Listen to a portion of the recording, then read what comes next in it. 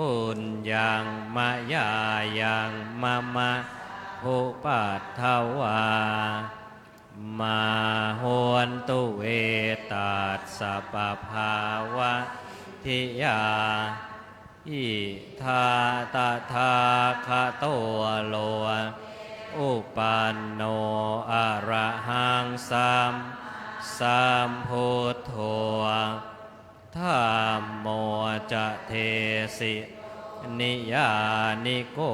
อุปสัมมิโกปรินิพนิโกสัมโพธคามิสุขะปะเวทิโตมายันตังธัมมังสุตตวาชาติปิทุกขาชราปิทุกขามรณปิทุกขังโสกปริเทวทุกขโทมานาสุปายสาปิทุกขาอัปปิเยหิสัมปโยโคทุกโคปิเยปโยโคทุกโคยามปิดชังนาลภาติตามปิทุกขังสังคิเตนะปัญจุปานากันธาทุกขาสายยาทิทางรูปูปาทานาคันโทเวทนุปาทานาคันโทสัญญูปานาคันโทสังขารูปานาคันโทวิญญาณุปาทานาคันโทเยสังปริญญายาทาระมาโนโสภควาเอวังพาหุลังสาวะวิเนติเอวังภาคาจะปนัสสะภควะสาวะเกสุอนุสาพาหุลาปวัตตติรูปังอนิจจังเวทนาอนิจจาสัญญาอนิจจาสังขารวิญญาณังอนิจจังรูปังอนัตตาเวทนาอนัตตาสัญญาอนัตตาสังขาราอนัตตาวิญญาณังอนัตตาสัพเพสังขาอนิจจาสัพเพธัมมาอนัตตาติเตมะยังโอตินนามหชาติชรามระเนนาโสเกหิปริเทเวหิทุกโทมนัสเสหิอุปายาเสหิทุกโคตินนาทุกขปะเรตาอัปเปวะนามิมาสเกวาลาสะทุกขทัสสะอันตกิริยาทาติจิระปรินิพพุตัมปิตังภคะวันสารนังคตาธัมมันจะภิกขุสังฆัญจะตัสสะภะคะวะโตสาสนังยะถาสติยะถาพลังมนะอนุปติปัชฌามาสาสาโนปฏิปัตติอิมาสเกวาลาสะทุกขทัสสะอันตกิริยายาสังวัตตตุวันธามิเจติยังสัพ สัพพัทธาเนสุปฏิทิตังสารีริกธาตุมหาโพธิ์พุทธรูปังสักกลังสัทธา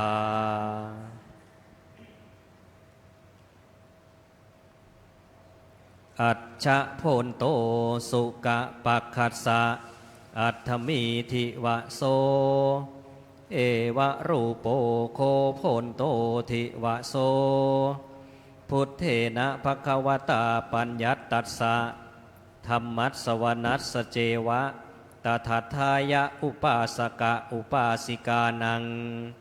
อุโปสถกัมมัสสะจะกาโลโหติหันทะมายังโพนโตสัพเพอิทะสมาคตาตัสสะภะคะวะโตธัมมานุธัมมะปฏิปัตติยาปูชนาทายะอิมันจะรัตติงอิมันจะทิวสังอัตถังคะสัมมนาคตังอุโปสทังอุปวสิสสามาติกาละปริเชทังกัตตวาตั้งเวรมณิงอารมณังกริตวะอา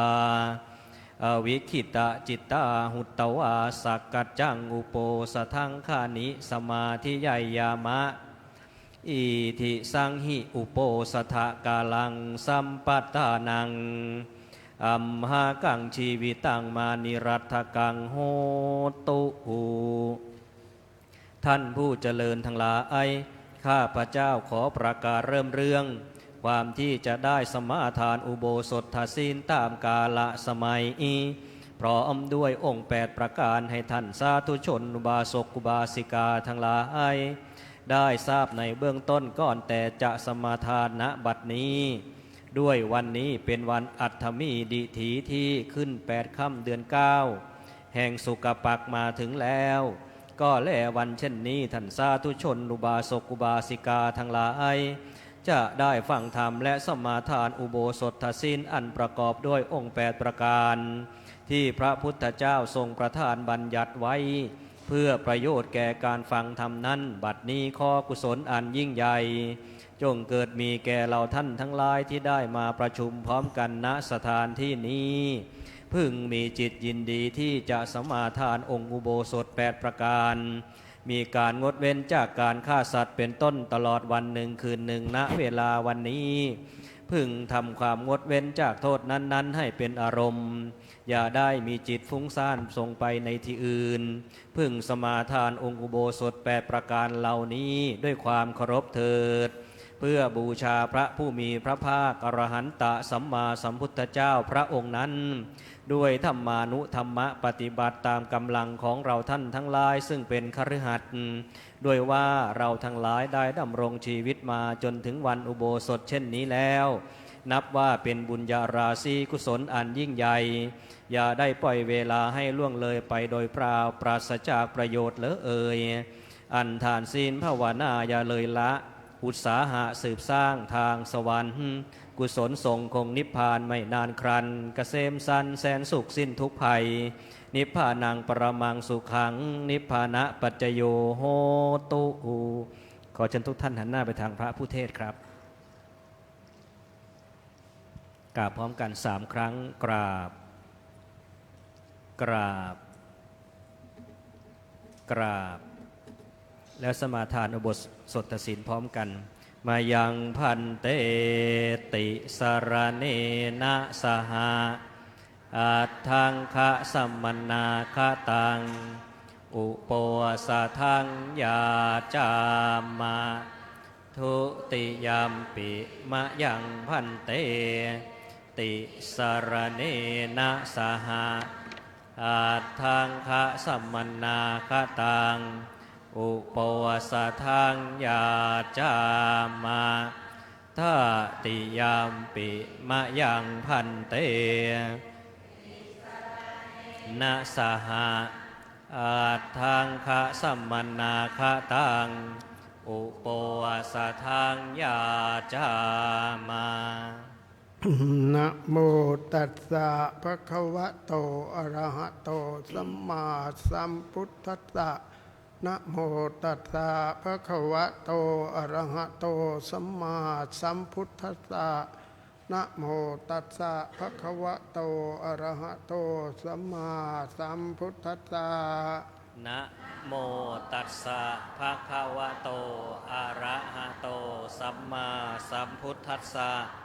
นะโมตัสสะภะคะวะโตอะระหะโต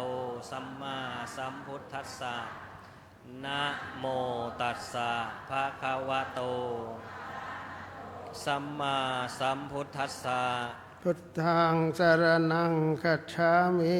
พุทธังสรณังคัจฉามิ ข้าพระเจ้าถึงซึ่งพระพุทธเจ้าข้าพระเจ้าถึงซึ่งพระพุทธเจ้าเป็นที่พึ่งเป็นที่ระลึกเป็นที่พึ่งเป็นที่ระลึกธัมมังสรณังคัจฉามิ ธัมมังสรณังคัจฉามิข้าพระเจ้าถึงซึ่งพระธรรมข้าพระเจ้าถึงซึ่งพระธรรมเป็นที่พึ่งเป็นที่ระลึกเป็นที่พึ่งเป็นที่ระลึกสังฆังสรณังคัจฉามิ สังฆังสรณังคัจฉามิข้าพระเจ้าถึงซึ่งพระสงฆ์ข้าพระเจ้าถึงซึ่งพระสงฆ์เป็นที่พึ่งเป็นที่ระลึกเป็นที่พึ่งเป็นที่ระลึกทุติยมปิพุทธังสรณังคัจฉามิทุติยัมปิพุทธังสรณังคัจฉามิข้าพระเจ้าถึงซึ่งพระพุทธเจ้าข้าพระเจ้าถึงซึ่งพระพุทธเจ้าเป็นที่พึ่งเป็นที่ระลึกเป็นที่พึ่งเป็นที่ระลึกแม้หนที่สองแม้หนที่สองทุติยมปิธัมมังสรณังคัจฉามิทุติยัมปิธัมมังสรณังคัจฉามิข้าพระเจ้าถึงซึ่งพระธรรมข้าพระเจ้าถึงซึ่งพระธรรมเป็นที่พึ่งเป็นที่ระลึกเป็นที่พึ่งเป็นที่ระลึกแม้หนที่สองแม้หนที่สองทุติยมปิสังฆังสรณังคัจฉามิทุติยัมปิสังฆังข้าพระเจ้าถึงซึ่งพระสงฆ์เป็นที่พึ่งเป็นที่ระลึกเป็นที่พึ่งเป็นที่ระลึกแม้หนที่สองแม้หนที่สองตติยัมปิพุทธังสรณังคัจฉามิตติยัมปิพุทธังสรณังคัจฉามิข้าพระเจ้าถึงซึ่งพระพุทธเจ้าข้าพระเจ้าถึงซึ่งพระพุทธเจ้าเป็นที่พึ่งเป็นที่ระลึกเป็นที่พึ่งเป็นที่ระลึกแม้หนที่สามแม้หนที่สามตติยัมปิธัมมังสรณังคัจฉามิตติยัมปิธัมมังสรณังคัจฉามิข้าพระเจ้าถึงซึ่งพระธรรมข้าพระเจ้าถึงซึ่งพระธรรมเป็นที่พึ่งเป็นที่ระลึกเป็นที่พึ่งเป็นที่ระลึกแม้หนที่สามแม้หนที่สามตติยัมปิสังฆังสรณังคัจฉามิตติยัมปิสังฆังสรณังคัจฉามิข้าพระเจ้าถึงซึ่งพระสงฆ์ข้าพระเจ้าถึงซึ่งพระสงฆ์เป็นที่พึ่งเป็นที่ระลึกเป็นที่พึ่งเป็นที่ระลึกแม้หนที่สามแม้หนที่สามติสรณะขมนังนิติตังอามะพันเตปานาติปาตาเวระมณีสิกขาปะทังสมาธิยามิปานาติปาตาเวระมณีสิกขาปะทังสมาธิยามิข้าพระเจ้าสมาทานสิกขาบทข้าพระเจ้าสมาทานสิกขาบทคือเว้นจากทำสัตว์มีชีวิตให้ตกล่วงไปคือเว้นจากทำสัตว์ที่มีชีวิตให้ตกล่วงไปด้วยกายด้วยวาจาด้วยกายด้วยวาจาอาทินาทานาเวระมณีสิกขาปะทังสมาธิยามิอาทินนาทานาเวระมณีสิกขาปะทังสมาธิยามิข้าพระเจ้าสมาทานสิกขาบทข้าพระเจ้าสมาทานสิกขาบทก็เว้นจากถือเอาพัสดุคือเว้นจากถือเอาพัสดุอันบุคคลอื่นห่วงห้ามอันบุคคลอื่นห่วงห้ามอพรหมจริยาเวระมณีสิกขาปะทังสมาธิยามิอพรหมจริยา เว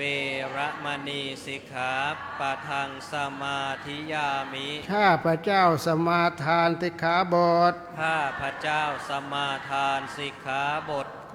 เว้นจากการประพฤติเพศ คือ มิใช่กิจพรหมจรรย์ มิใช่กิจพรหมจรรย์ มุตาวาตาเวระมณีสิกขาปะทังสมาธิยามิ มุสาวาทาเวระมณีสิกขาปะทังสมาธิยามิ ข้าพระเจ้าสมาทานสิกขาบท ข้าพระเจ้าสมาทานสิกขาบท เว้นจากวาจาที่กล่าวเท็จไม่จริง คือเว้นจากวาจาที่กล่าวเท็จไม่จริง ก็ลวงผู้อื่น ล่อลวงผู้อื่น สุราเมรยมัชฌปมาทัฏฐานาเวระมณีสิกขาปะทังสมาธิยามิ สุราเมรยมัชฌะปมาทฐานา เวระมณีสิกขาปะทังสมาธิยามิ ข้าพระเจ้าสมาทานสิกขาบท ข้าพระเจ้าสมาทานสิกขาบท คือเว้นจากเหตุเป็นที่ตั้งแห่งความประมาท คือเว้นจากเหตุเป็นที่ตั้งแห่งความประมาท เพื่อดื่มน้ำที่ทำผู้ดื่มให้เมา คือดื่มน้ำที่ทำผู้ดื่มให้เมาก ล่าวคือสุราและเมรัย กล่าวคือสุราและเมรัย วิกาลโภชนาเวระมณีสิกขาปะทังสมาธิยามิ วิกาลโภชนา เวระมณีสิกขาสมาธิยามิ ข้าพระเจ้าสมาทานสิกขาบท ข้าพระเจ้าสมาทานสิกขาบท เพื่อเว้นจากการบริโภคอาหารในเวลาอันผิด คือเว้นจากการบริโภคอาหารในเวลาอันผิด ตั้งแต่พระอาทิตย์เที่ยงแล้วไป ตั้งแต่พระอาทิตย์เที่ยงแล้วไป จนถึงอรุณขึ้นมาใหม่ จนถึงอรุณขึ้นมาใหม่ อัจจคีตวาทิตะวิสุกทัสสนะมาลาคันทะวิเลปนะทาลนะมันดนะวิปูชนาทานาเวระมณีติขาปะทังสมาธิยามิ นัจจะคีตะวาทิตะวิสุกทัสสนะมาลาคันทะวิเลปนะธารณะมันดานะวิภูสนัทธานาเวระมณีสิกขาปะทังสมาธิยามิ ข้าพระเจ้าสมาทานสิกขาบท ข้าพระเจ้าสมาทานสิกขาบท คือเว้นจากดูฟ้อนบรำขับร้อง คือเว้นจากดูฟ้อนรำขับร้อง และประโคมเครื่องดนตรี และประโคมเครื่องดนตรี บรรดาเป็นข้าศึกแก่กุศล บรรดาเป็นข้าศึกแก่กุศล และทัดทรงตกแต่งประดับประดาร่างกาย และทัดทรงตกแต่งประดับประดาร่างกาย ด้วยดอกไม้ของหอม ด้วยดอกไม้ของหอม และเครื่องรูปไล้ให้เกิดชั่วยวนต่าง และเครื่องรูปไล้ให้เกิดยั่วยวนต่าง ๆ อุจจาสยนามหาสยนาเวระมณีติขาปะทังสมาธิยามิ ๆ อุจจาสยนะมหาสยนา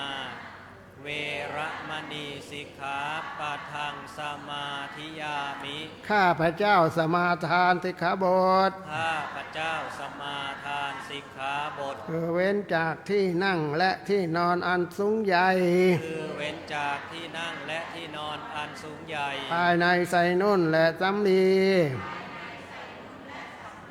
อิมังอัตถังคสมนาคตัง อิมังอัฏฐังคะสมนาคตัง พุทธปัญญัตตังอุโปสถัง พุทธปัญญตังอุโปสถัง อิมันจรัตติงอิมันจทิวสัง อิมันจะรัตติงอิมันจะทิวสัง ธัมมะเทวะอภิรักขิตุงสมาธิยามิ สัมมะเทวะอภิรักขิตุงสมาธิยามิ ข้าพระเจ้าสมาทานอุโบสถ ข้าพ พเจ้าสมาทานอุโบสถอันพระพุทธเจ้าทรงบัญญัติไว้ อันพระพุทธเจ้าทรงบัญญัติไว้ประกอบไปด้วยองค์8ประการนี้ประกอบไปด้วยองค์8ประการนี้เพื่อจะรักษาไว้ด้วยดีเพื่อจะรักษาไว้ด้วยดีมิให้ขาดมิให้ทำลายมิให้ขาดมิให้ทำลายตลอดวันหนึ่งคืนหนึ่งณเวลาวันนี้ตลอดวันหนึ่งคืนหนึ่งณเวลาวันนี้อิมานิอัฏฐสิกขาปทานิอุโปสถะศิลวัตเตนะสาธุกังกัตวะอัปมาเทนะรกิตภานิอามะพันเตปานังนะหันเยจะจาทินะมาทิเยมุสานะภาเสนะจะมัจฉโปสิยาอะพรหมจาราวิละไมยะเมถุนารติงนะพุนชัยยะวิกาลโภชนังมาสังนะทาเลนะจะคันทะมาจเรมันเจชมายังวะสเยทะสันทะเตตันหิอัตถังคิกะมาหุโปสถังพุทเทนะทุกขันตะคุณาปกาติกังทัสมาหิตุมเหยิธานิสัพเพยถาสนาทินามิมังอุโปสถังเอกัมปีอังคังอวิติกมิตวาสัทธาสทารกถาอัปปมัตตาสิเลนะสุขติงยันติสิเลนะโภคสัมปทาสิเลนะมนุษย์พุทธิยันติตัสสมาธิลังวิโสทะเยพลัมมาอาจโลกาทิปติสหัมปติกาดอัญชลีอันทิวารังอายาจถาสันติทาสันตาปาราชาคชาติกาเทเสตุธรรมังอนุกรรมปิมังปะชังจาตุทะสีปันนาราสียาอาจาปักขัดสะอัตถะมิกาลาพุทเทนะปัญญาตตาสัทธามัตสวนาตสิเมอัตถมีโคอายันทานิสัมปัตตาภิลักขิตาเทนายังปาริสาธรรมังโสตุงอิทาสมาคาตาสาธุไอโยภิกขุสังโฆกะโรตุธรรมเทศนังอายัญจาปาริสาสัพพะอาทิกัตตวาสุนาตุตังอิธานิตัสสะภะคะวะโตอะระหะโตสัมมาสัมพุทธัสสะปารินิพพานโตปัฏฐายะอัฏฐสัทถิสังวัชรุตตระปัญจสตาธิกานิทเวสังวัชระสหัสสานิอติกันตานิปัจจุปันนกาลวัตเสนะสวนามาสัสสะทุติยังทินังวาลวเสนะปนะโสรวาโรโหติเอ เอวังตัสสะภะคะวะโตปริภานาสาสนายุกาลคะนานาสาลเคตภาติอิสุภมัสสตุพระพุทธศาสนยุกาลนับจำเดิมแต่วันปรินิพพานแห่งองค์สมเด็จพระผู้มีพระภาคอรหันตสัมมาสัมพุทธเจ้าของเรานั้นบัดนี้ล่วงแล้ว 2,568 พรรษาปัจจุบันสมัยสิงหาคมมาศสุรทินที่สองเสาร์วันนี้เป็นปัจจุบันวาลพระพุทธศาสนยุกาลนับจำเดิมแต่วันปรินิพพานแห่งองค์สมเด็จพระผู้มีพระภาคเจ้าของเรานั้นมีในอันจะพึงกำหนดนับด้วยประการฉนีนะโมตัสสะภะคะวะโตอะระหะโตสัมมาสัมพุทธัสสะนะโมตัสสะภะคะวะโตอะระหะโตสัมมาสัมพุทธัสสะนะโมตัสสะภะคะวะโตอะระหะโตสัมมาสัมพุทธัสสะพระมาติมาตาปิตโรปุพาจริยานิวุจเรอาหุไนยจะปุตตานังปัจฉายะอนุกัมปกาติอิณบัดนี้อาตมาภาพจะได้แสดงพระธรรมเทศนา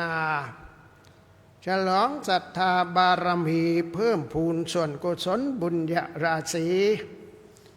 ของญาติโยมสาธุชนคนใจดีคนใจบุญทั้งหลายซึ่งได้มาประชุมพร้อมเพรียง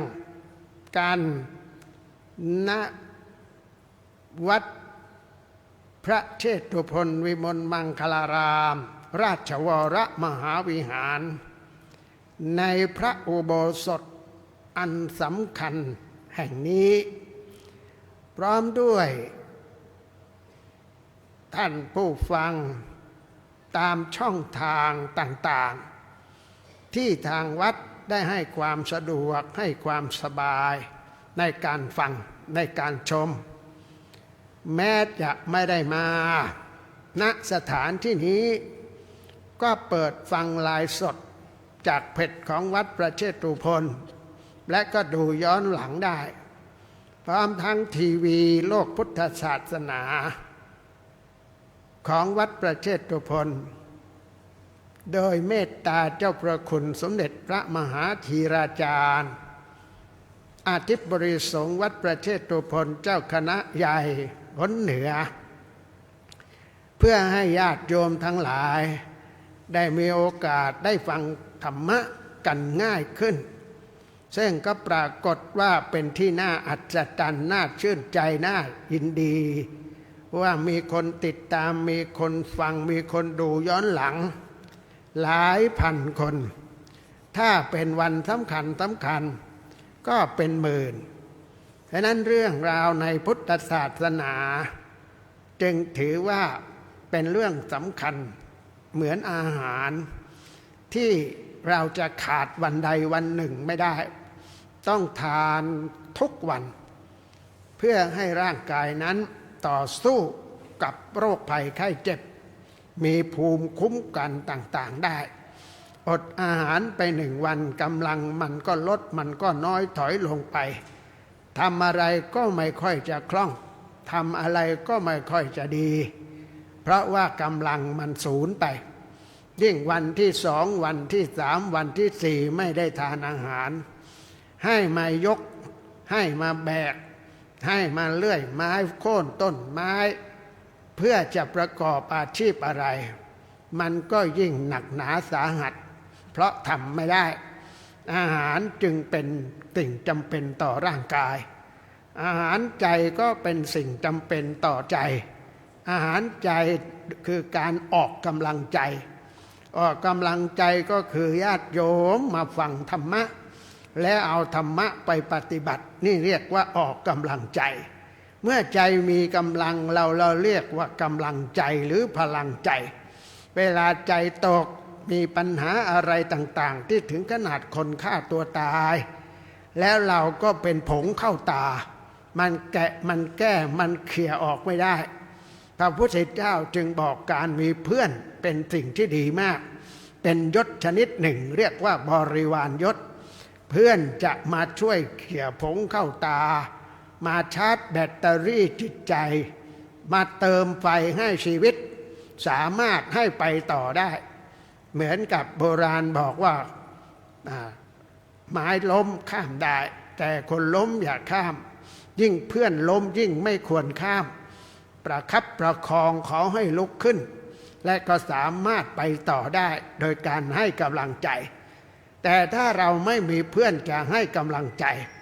แต่เราสะสมธรรมะอยู่บ่อยๆธรรมะก็จะเป็นกำลังใจโดยอัตโนมัติคนที่ศึกษาปฏิบัติธรรมะมาดีอัตราการฆ่าตัวตายน้อยกว่าคนที่ไม่เคยศึกษา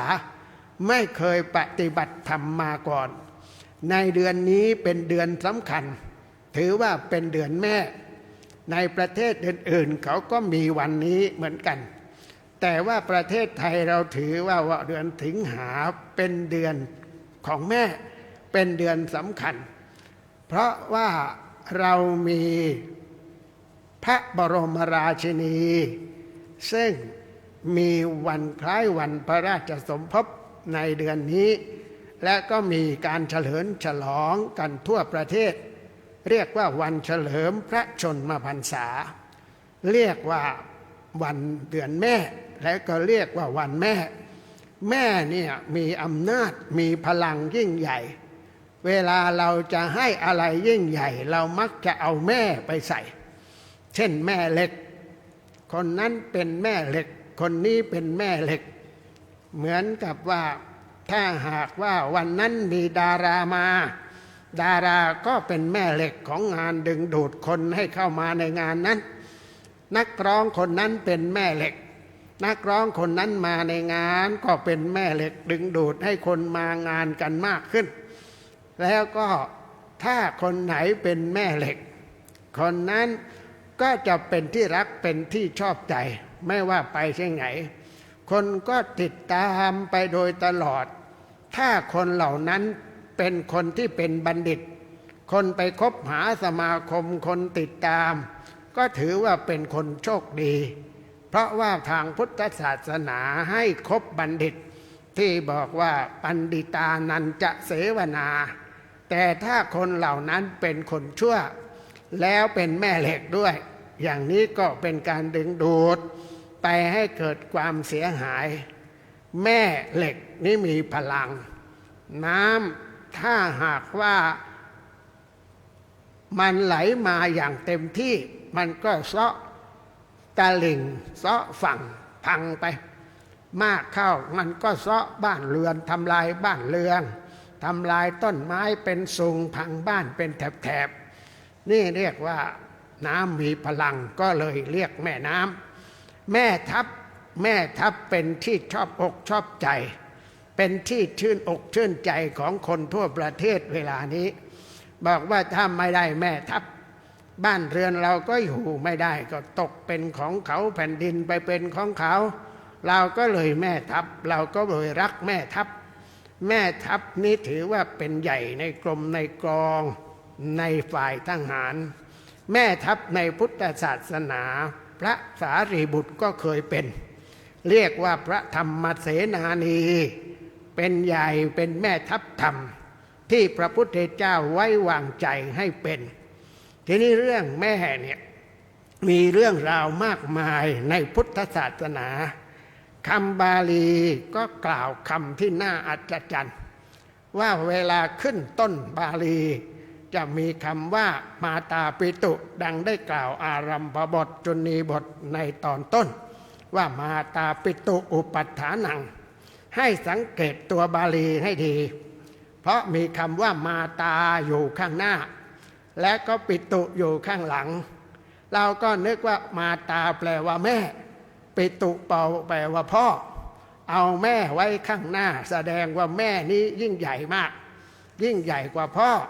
บาลีเลยเอามาตาไปไว้หน้าปิตุหน้าพ่อแท้จริงแล้วภาษาบาลีเนี่ยมักจะแปลตอนข้างหลังตัวข้างหลังไปหาข้างหน้าเหมือนโยมอาราธนาศีลได้มายังพันเตวิสุงวิสุงรักขณัฏฐายติตลเนนะสหปัญจติลานิยาจามิยาจามิยาจามะก่อนแปลว่าขอแล้วก็แปลถอยหลังมาเรื่อยๆขออะไรศีลานิขอศีลศีลานิยาจามะยาจามิขอศีลขอศีลกี่ข้อก็แปลถอยมาเรื่อยๆปัญจะแปลว่าห้าขอห้าข้อมาตาปิตุก็เหมือนกันไม่ได้แปลว่าแม่ไม่ได้แปลว่าแม่พ่อแต่แปลว่าพ่อแม่มันก็สะดวกปากเวลาเราพูดพ่อแม่เวลาเขาหาเสียงต่างๆที่สสหาเสียงเขาก็บอกพ่อแม่พี่น้องทั้งหลายก็เอาพ่อไว้ข้างหน้าบาลีนี้แม้จะเอาแม่ไว้ข้างหน้าแต่เวลาแปลต้องแปลข้างหลังไปหาข้างหน้าก็แปลว่าพ่อแม่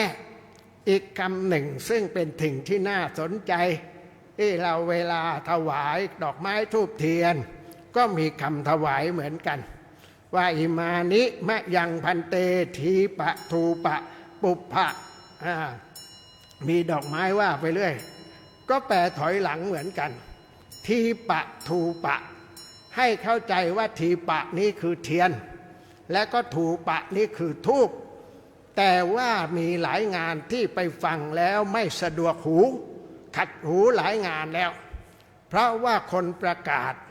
ก็ประกาศว่าขอเชิญมาจุดเทียนธูปมาจุดเทียนธูปฟังแล้วขัดหู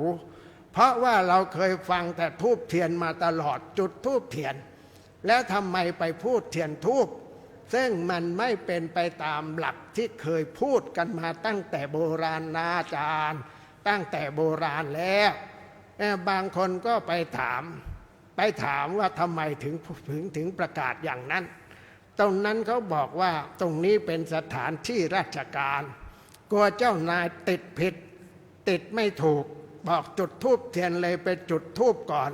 ไม่จุดเทียนเลยประกาศว่าจุดเทียนธูปจุดเทียนก่อนนะแล้วค่อยจุดธูปแท้จริงแล้วเนี่ยไปประกาศว่าจุดธูปเทียนไปประกาศว่าจุดเทียนธูปไม่ได้ต้องประกาศว่าจุดธูปเทียนเหมือนเดิมที่เคยพูดที่เคยบอกกันมาที่เคยประกาศกันมาเพราะทีปะทูปะนี้ธูปอยู่ข้างหลังและแล้วก็เทียนอยู่ข้างหน้าต้องแปลถอยหลังไปส่วนเวลาจุดนั้นก็จุดตามหลักว่าไม่ใช่จุดธูปก่อนจุดเทียนก่อนนั้นต่อไปก็ถ้าหากว่าเป็นผู้ไปบอกใครก็บอกว่าจุดธูปเทียนไม่ใช่จุดเทียนธูปแต่เวลาจุดจริงๆก็จุดเทียนก่อนเรื่องผ้าบังสกุลก็เหมือนกันเรื่องผ้าบังสกุลในงานศพมีเจอบ่อยๆว่าผ้าบังสกุลนี่คืออะไรผ้าบังสกุลเนี่ยแปลว่าฝุ่นผ้าก็บังสกุลก็เลยแปลว่าผ้าเปื้อนฝุ่นผ้าบังสกุลปังสกุละเปื้อนฝุ่นเปื้อนหนองหาเจ้าของไม่ได้พันศพไว้อยู่ตามกองขยะพระเคยใช้ผ้าแบบนั้นมาก่อนตั้งแต่โบราณตั้งแต่สมัยพระพุทธเจ้าไม่มีใครเอาผ้าจากร้านดีๆไปถวายท่านก็ใช้ผ้าที่ใช้แล้วผ้าเหลือเดนดังนั้นเรียกว่า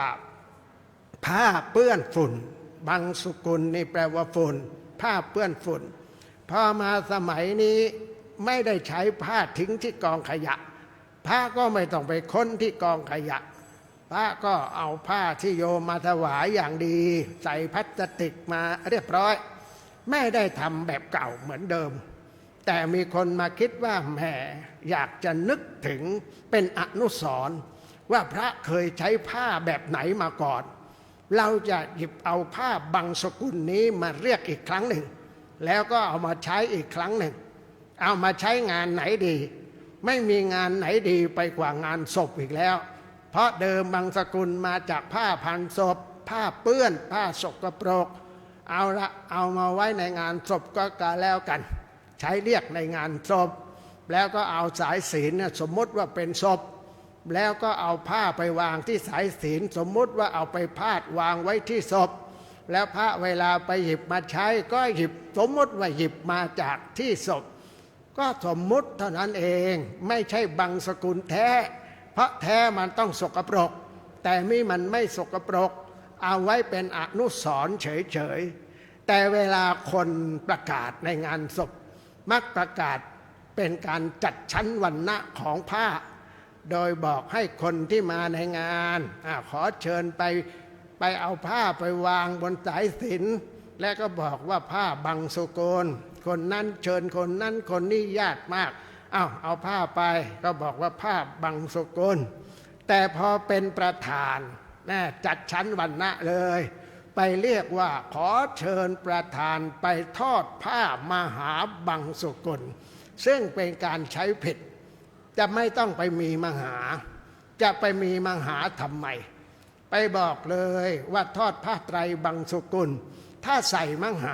หาแปลว่าอะไรโยมมหาแปลว่าใหญ่มหาแปลว่ามากแล้วไปใส่ว่าผ้ามหาบังสุกุลบังสุกุลแปลว่าสกปรกก็แปลว่าสกปรกมากให้ประธานไปเอาผ้าที่สกปรกมากไปทอดซึ่งไม่ถูกต้องไปเรียกตามปกติว่าผ้าบังสุกุลไม่ว่าจะเป็นประธานไม่ว่าจะเป็นคนทั่วไปก็บังสุกุลถ้าเป็นผ้าไตรเราก็บอกว่าผ้าไตรบังสุกุลทีนี้เรื่องเดือนนี้เป็นเดือนแม่เนี่ยเมื่อก่อนเนี่ยคนโบราณนี่ฉลาดเวลากราบพระก่อนนอนไม่ได้กราบเฉพาะพระรัตนตรัยให้กราบแม่ด้วยกราบพระรัตนตรัยไป3 ครั้งแล้วอภิวาทอัญชลีวันทาอภิวาทแล้วก็ให้กราบต่ออีก7 ครั้งกราบแม่เนี่ยกราบตั้ง7 ครั้งถ้าไม่ไปกราบตั้ง7 ครั้งกราบพระคุณของท่านกราบความหมายของท่านมีพระคุณอะไรมั่งก็กราบไปตามนั้นพระคุณอะไรมั่งตอนแรกเราเรียกท่านว่าอะไรเราเรียกท่านว่าชนนีชนนีนี่แปลว่าผู้ให้เกิดไม่มีชนนีก็เกิดไม่ได้ชนนีแปลว่าผู้ให้เกิดแต่การให้เกิดก็ไม่ได้หมายความว่าคนให้เกิดนั้นจะเลี้ยงดูนะมีหลายคนให้เกิดแล้วก็หนีไปเลยมีหลายคนที่ให้เกิดแล้วก็เอาไปทิ้งกองขยะเลยอย่างนี้เป็นในความหมายของความเป็นแม่เนี่ยมันไม่ครบให้เกิดอย่างเดียวเป็นชนนีอย่างเดียวถ้าจะให้แม่ครบต้องครบทั้ง7 ประการโดยอัตโนมัติของความเป็นแม่7 ประการคืออะไรเมื่อชนนีให้เกิดแปลว่าให้เกิดก็ต้องมีคำว่ามารดามารดานี่แปลว่าผู้เลี้ยงดูต้องเลี้ยงดูด้วยดูแลให้เขาเติบโตมาไม่ให้อดไม่ให้อยากนี่เรียกว่าเป็นมารดาแล้วจากนั้นก็เป็นแม่นี่เป็นยังไงเขาให้กราบบอกว่ากราบครั้งที่3กราบนามว่าแม่นามนี้ที่แท้ลูกอนุสรณ์แม่เป็นแม่บ้านงานกรรมกรทำทุกขั้นตอนคู่กับบิดาทั้งเป็นแม่แบบทั้งเป็นแม่บทให้ลูกจำจดกฎเกณฑ์ภาษาแม่แบบนั้นสิคือกิริยาเรียนแบบแม่มาทุกขั้นทุกตอนลูกทำอะไรที่ยังไม่เป็นแม่ก็ทำให้เห็นเป็นตัวอย่างก่อนอาบน้ำกินข้าวจนถึงเข้านอนขับถ่ายทุกตอนสอนมาเนิ่นนานแม่นี้เป็นแม่แบบแม่ถ้าลูกเป็นอย่างไรถ้าแม่เป็นอย่างไรลูกก็เป็นอย่างนั้นเรียกว่าสำเนาถูกต้องถ้าแม่เป็นแบบที่ไม่ดีแม่เล่นการพนันแม่เป็นคนพูดจาหยาบคายลูกก็สำเนาถูกต้องเพราะกำลังเห็นแม่เป็นไอดอลเห็นแม่ว่าสอนอย่างนั้นให้ทำอย่างนั้นแม่ก็เลยทำตามแบบนั้นแม่เมื่อมีลูกแล้วแม่คนนั้นก็เลยต้องปรับตัวใหม่ทำตัวใหม่เคยชินต่อเรื่องอะไรเคยทำอะไรที่ไม่ดีไม่งาม ความไม่ดีไม่งามนั้นหยุดลดละหมดทุกสิ่งทุกอย่างเพราะกลัวลูกจะเอาแบบของแม่ไปไม่ว่าแม่เป็นแม่พ่อเขาเรียกว่าเป็นแม่แบบได้ทั้งนั้นเหมือนกับครูเขาเรียกว่าแม่พิมพ์ก็คือเป็นแม่แบบให้กับลูกศิษย์นี่คือความหมายของคำว่าแม่และก็มีความหมายต่อไปแม่เป็นพระอรหันต์แม่เป็นพระพรหมแม่เป็นพระอรหันต์ก็เคยเกิดดราม่าเกิดปัญหาขึ้นมาหลายครั้งหลายหนด้วยกันหลายหนอย่างไงมีคนบอกคนรุ่นใหม่เขาก็ไปบอกว่าคำว่าแม่เป็นพระอรหันต์น่ะไม่ถูกต้องคำว่าพ่อเป็นพระอรหันต์ก็ไม่ถูกต้องเพราะแม่บางคนพ่อบางคนก็ยังมีความโลภก็ยังมีราคะยังหาที่ลีหาเล็กหาเศษหาเลยอะไรมากมายแล้วก็บางคนก็เป็นคนขี้ขโมยแล้วเวลามีลูกพ่อแม่จะไปสำเร็จอรหันต์ได้อย่างไงเพราะฉะนั้นพ่อแม่เป็นพระอรหันต์เนี่ยมันไม่ถูกต้องตามที่เรียกกันมาและก็มีการไปอ้างตำรับตำราพระไตรปิฎกมาด้วยบอกว่าพระพุทธเจ้าไม่เคยบอกว่าแม่กับพ่อเป็นพระอรหันต์แต่บอกเพียงว่าเป็นพระพรหมบอกเพียงว่าเป็นครูคนแรกบอกว่าเป็นอะไรอื่นทั้งหมดแต่ไม่เคยบอกว่าแม่นั้นเป็นอรหันต์ความจริงคนที่ไปหยิบเอามาเนี่ยเป็นการหยิบมาแล้วไม่เข้าใจสิ่งที่หยิบเอามาเป็นตุเป็นตะเอามาอ้างไปเรื่อยเปื่อยทำไมจึงบอกว่าอ้างเรื่อยเปื่อยเพราะทั้งหมดทั้งสิ้นไม่ว่าพระพุทธเจ้าบอกว่าพ่อแม่เป็นบุรพาจารย์เป็นครูคนแรกพ่อแม่เป็นพระพรหมพ่อแม่เป็นอะไรหลายๆอย่างในสิ่งทั้งหลายเหล่านั้นพระพุทธเจ้าบอกไว้ว่าพ่อแม่เป็นอาหุนายโยตรงนี้แหละที่เขาเอามาบอกว่าพระพุทธเจ้าไม่ได้บอกว่าพ่อแม่เป็นอรหันต์เพราะไม่มีคำว่าอรหันต์อยู่แต่มีคำว่าอาหุนายโยเขาไม่รู้จักคำว่าอาหุนายโยทำไมเขาไม่รู้จักอาหุนายโยโยมทั้งหลายเวลาสวดมนต์สวดบทสุปฏิปันโนสวดบทสังฆคุณบทสรรเสริญพระสงฆ์นั้นจะมีคำว่าอาหุนายโยปาหุนายโยทักขินายโยอัญชลีกรณีโยอนุตตลังปุญญเขตตังมีตรงนี้อยู่สิ่งเหล่านี้เป็นการบอกว่าพระสงฆ์ควรแก่การนำของมาให้นำของมาถวายปาหุนายโยเนี่ยควรแก่การต้อนรับทักขินายโยควรนำของที่จะอุทิศไปให้คนในโลกหน้าคนเนี้ยควรบุคคลแบบนี้ควรนำของมาให้เพื่ออุทิศไปให้กับญาติในโลกหน้าไปให้กับคนอื่นอุทิศยากต้องให้กับคนนี้เท่านั้นจึงจะอุทิศได้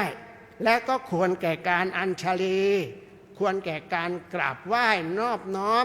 และปุญญเขตตังแปลว่านา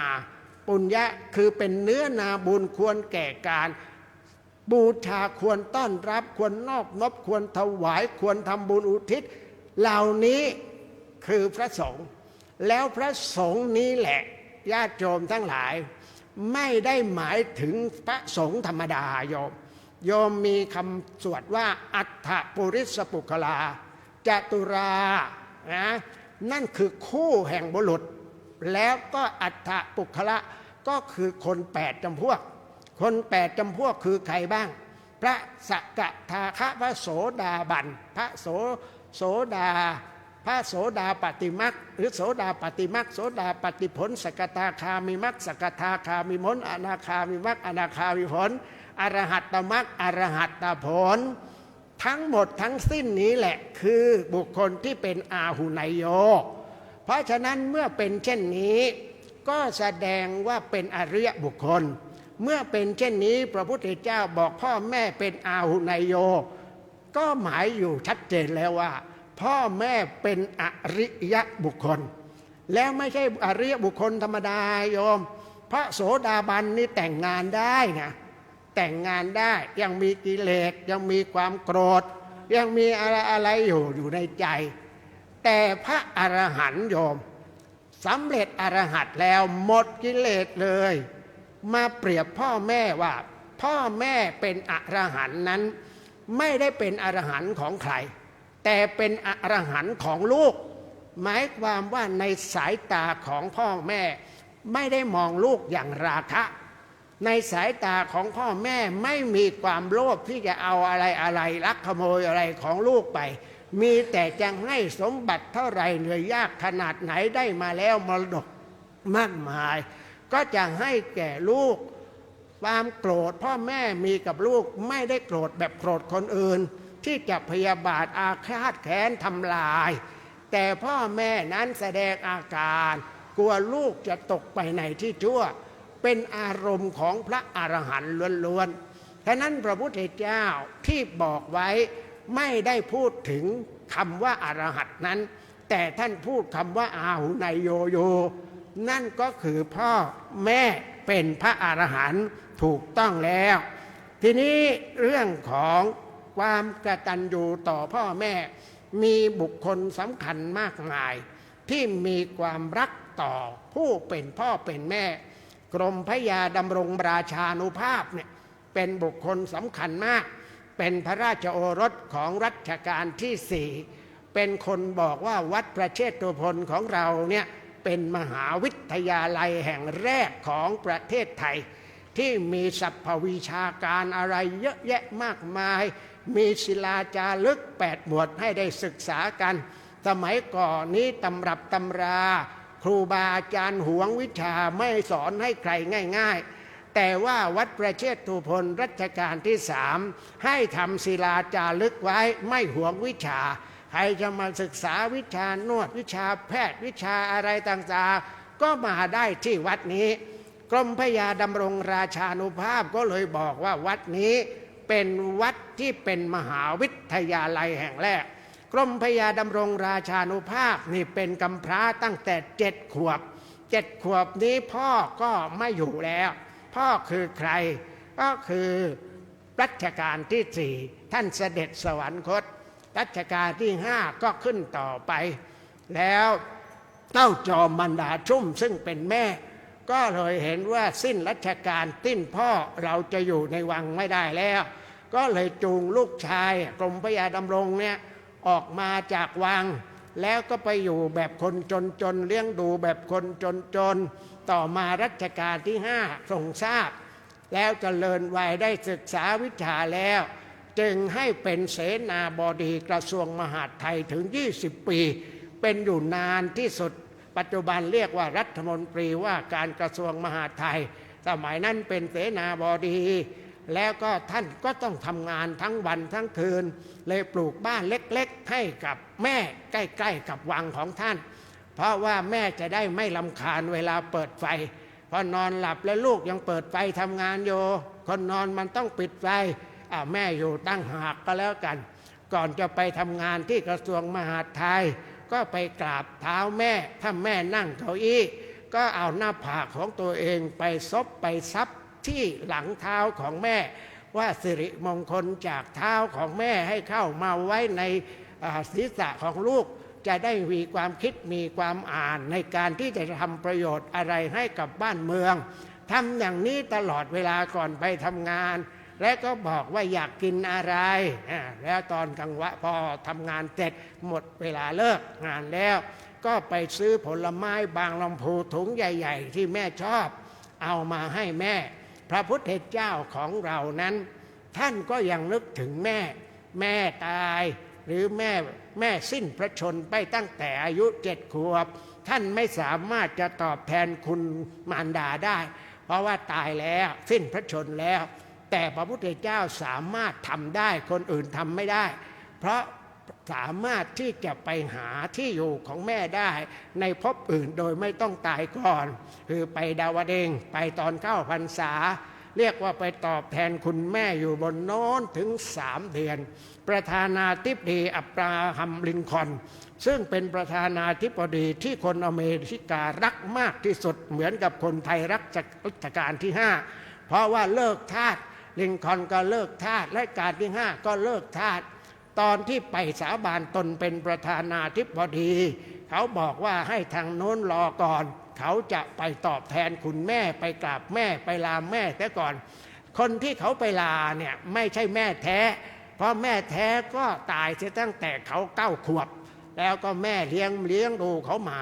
ดังนั้นไม่ได้เป็นแม่ก็ยังเป็นแม่ทำไมว่างั้นเพราะคนให้เกิดคือคนที่ทำให้เขาอยู่มาได้แม่อยู่มาได้แต่เขาอยู่มาได้9 ขวบแล้วแม่จริงตายคือชนนีไม่ได้เลี้ยงเขาต่อแต่คนที่เลี้ยงเขาต่อคือมารดาหมายถึงว่าคำความหมายว่ามารดาเลี้ยงดูเขาให้จนโตผลงานทั้งหลายของประธานาธิบดีนั้นบอกว่าเกิดมาจากแม่เลี้ยงดูสั่งสอนมาทำให้เขาทำประโยชน์ให้กับอเมริกาถึงขนาดนี้ฉะนั้นคนไหนก็ตามที่รักแม่ดูแลแม่บูชาแม่แม้แม่จะล่วงลับไปแล้วไม่มีชีวิตอยู่แต่ยังกรวดน้ำอุทิศให้นึกถึงท่านไม่ทำให้ท่านเสียชื่อเสียงก็คือปฏิบัติดีปฏิบัติชอบอยู่ตลอดเวลาเหมือนญาติโยมทั้งหลายมาฟังเทศมารักษาศีลมานั่งสมาธิคนที่ฟังอยู่ทางบ้านก็ปฏิบัติดีปฏิบัติชอบเรียกว่าธรรมสวนะใหม่ทำให้บุญเกิดจากการฟังขอความสุขความเจริญความปลอดภัยจากโรคาพาธทั้งหลายมีอนามัยแข็งแรงจงเกิดขึ้นกับญาติโยมที่ฟังเทศอยู่ณพระอุโบสถนี้และผู้ฟังอยู่ทางช่องทางต่างๆทั้งทีวีทั้งเพจของวัดประเชษฐโพนจงมีสุขภาพพรรณนามัยแข็งแรงด้วยกันทุกท่านทุกคนแสดงมาพอสมควรแก่เวลายุติลงคงไว้แต่เพียงเท่านี้เอวังก็มีด้วยประการฉนี้หันธรรมยังสาธุกรังกโรมะเสเอสาธุสาธุสาธุ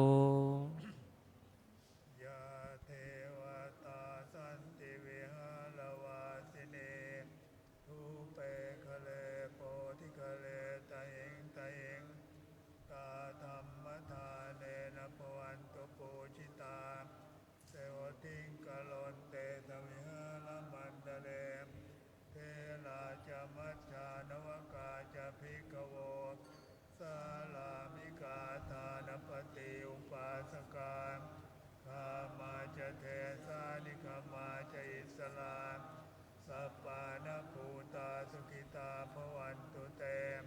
ชะลาพุชาเยปิจาอันดสัมภวาสังเฟทชาตาทโวปปาติกานิยานิกังธรรมวลังปฏิจจเตสัพเพปิทุกขัสสะกะโลตุสังขยัง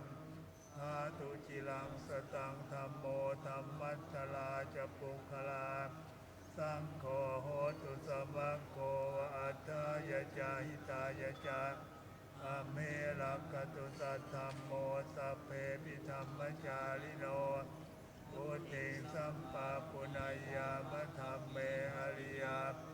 ปเวทิเตอะหังพุทธันจะธัมมันจะสังคันจะสรณังคโตอุปาสกตังเทเสสิงภิกขุสังคัสสะสัมมุขาเอตังเมสรณังเขมังเอตังสรณมุตตมังเอตังสรณมาคัมมะสัพพะทุกขาปมุจจเยยะถาพลังจรยาหังสัมมาสัมพุทธัสสะสนังทุกขนิสรณัสเสวะภาคีอัสสังอนาคเต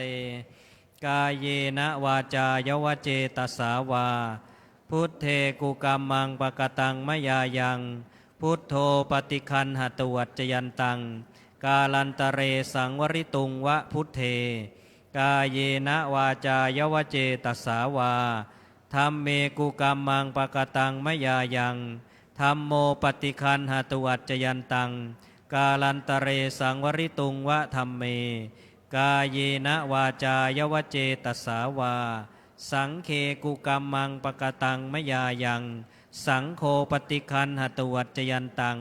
กาลันตเรสังวริตุงวะสังเคหันทธานิมยังพันเต อาปุจฉามะพระหุกิจจามะยังพระหุกรณียา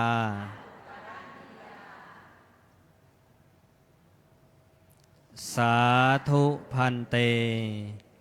ที่จบลงไปนะครับเป็นพระธรรมเทศนาแสดงโดยท่านอาจารย์พระครูวินัยธรกิตติศักดิ์โคตมะสิทธโสนะครับหรือสอศรียวนที่เราท่านทั้งหลายได้รู้จักคุ้นเคยกับพระคุณท่านเป็นอย่างดีนะครับพระคุณท่านนั้นได้แสดงพระธรรมเทศนานะครับพระคุณท่านเป็นองค์พระธรรมกถึกประจำพระอารามแห่งนี้นะครับลำดับต่อไปก็ขอเรียนเชิญทุกท่านได้น้อมถวายเครื่องกันเทศจตุปัจจัยทยธรรมนะครับแด่ท่านอาจารย์พระครูวินัยธรกิตติศักดิ์โคตมะสิทธโสหรือสอศรียวนนะครับเรียนเชิญทุกท่านนะครับอนุโมทนาบุญพร้อมกันครับสาธุสาธุสาธุอนุโมทามิกิจกรรมบำเพ็ญกุศลนะครับในพระอุโบสถนะครับตั้งแต่ 9 นาฬิกาจนถึงปัจจุบันนี้นะครับการแสดงพระธรรมเทศนานั้นได้จบลงนะครับก็ด้วยบุญกุศลที่เราท่านทั้งหลายร่วมบำเพ็ญนะครับช่วงนี้ก็เป็นเทศกาลเข้าพรรษาอยู่นะครับก็ขอเรียนเชิญเจริญพรอุบาสกอุบาสิกาทุกท่านนะครับได้มาร่วมการบำเพ็ญบุญก่อกุศลที่พระอารามแห่งนี้นะครับในท้ายสุดนี้นะครับก็ขออ้างเอาคุณพระศรีรัตนตรัยนะครับอำนวยอวยชัยทุกท่านนั้นประสบแต่ความสุขความเจริญนะครับขอกล่าวคำว่าธรรมะสวัสดีครับ